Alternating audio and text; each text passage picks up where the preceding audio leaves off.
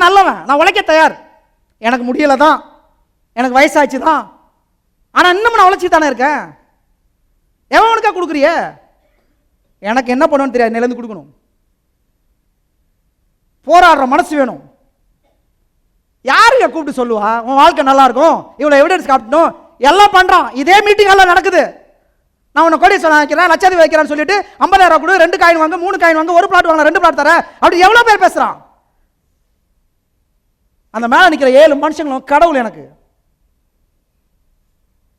அண்ணன் தம்பி கூட என் சொல் பேச்சு கேட்கல, அப்பா அம்மா சொல் பேச்சு கேட்கல. அந்த மனுஷங்க அவங்க அத்தனை பேரோட நான் சின்ன பையன்.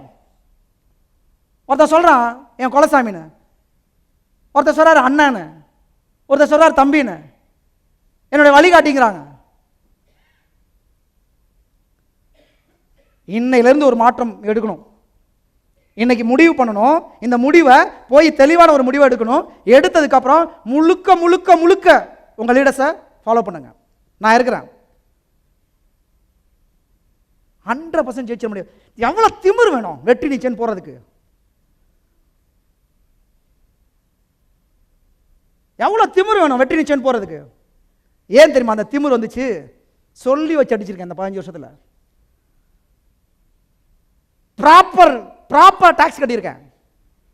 ப்ராப்பரா சொன்ன வார்த்தையை நிறைவேற்றிருக்கேன். இன்னைக்கு வரைக்கும் உழைச்சிக்கிருக்கேன்.